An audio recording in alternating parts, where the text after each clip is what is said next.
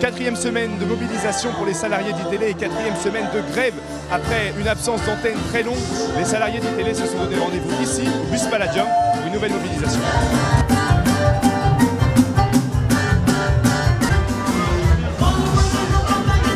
Je suis très consciente des fractures qui vont perdurer au sein de la rédaction.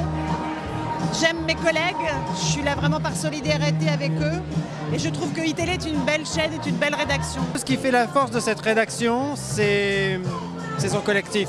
Et donc ce soir, c'est peut-être une manière de rassembler ce collectif-là. Et puis, je suis assez ému en fait, je suis désolé. Oui, non mais vous avez l'air désabusé et je comprends très bien. J'ai eu deux grandes tristesses ce matin. La première, c'est effectivement de me réveiller avec Trump élu et de regarder ça de chez moi.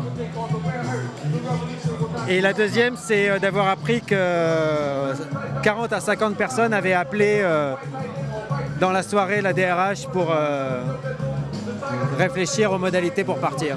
Voilà. C'est un beau combat que mène la rédaction et les salariés d'ITélé. Il faut en sortir par le haut. Maintenant, il faut vraiment sortir par le haut. Ça me fait plaisir d'être venu simplement pour manifester ce soutien, cette solidarité et la volonté de défendre ses principes. Quel regard vous portez sur cette grève historique, on peut le dire, qui dure depuis 4 semaines à ITélé? Je trouve que les journalistes sont très courageux, qu'ils défendent une liberté importante dans une démocratie. C'est la liberté rédactionnelle, leur liberté à l'antenne vis-à-vis de leurs actionnaires. Et ça, c'est très difficile. C'est pour ça que je les soutiens. Comment vous voyez cette grève à ITélé? Ça fait 4 semaines que ça dure et toujours pas de solution. D'abord, c'est une immense tristesse parce que ITélé avait un ton jeune et libre qui, dans les télévisions, manque aujourd'hui. Je suis inquiet, très solidaire des équipes et j'espère que la sagesse finira par l'emporter. Regarde à quel point. Ouais, on vend des petits t-shirts, les petits sacs, ils sont tout mignons comme tout. Ouais, c'est forcément pour la cagnotte, on l'a déjà dit, cette grève elle est longue.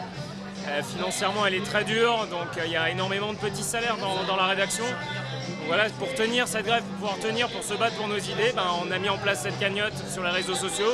On a vu des politiques ce soir, on en verra encore.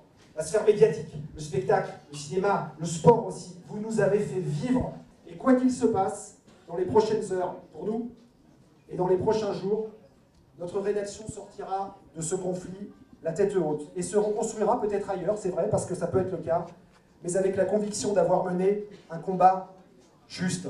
24 jours de grève, c'est un combat que nous menons pour tenter de garantir l'indépendance de la rédaction. C'est un combat que nous menons pour tenter de garantir l'indépendance éditoriale.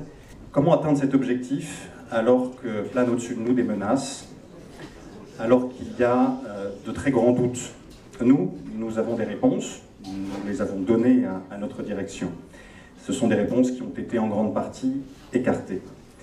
Parmi ces réponses, il y a le respect de valeurs. Et parmi ces valeurs, il y a l'éthique et la déontologie. Vous l'avez vu, des soutiens de poids pour la rédaction d'ITélé. Ce soir, des politiques comme François Bayrou, Roselyne Bachelot ou Aurélie Filippetti ont affiché leur soutien à la rédaction d'ITélé. Des anciens journalistes également comme Léa Salamé ont fait leur apparition ce soir. La grève, elle, selon toute vraisemblance, pourrait s'arrêter d'ici la fin de la semaine prochaine, même si les salariés d'ITélé continuent à se mobiliser pour l'instant.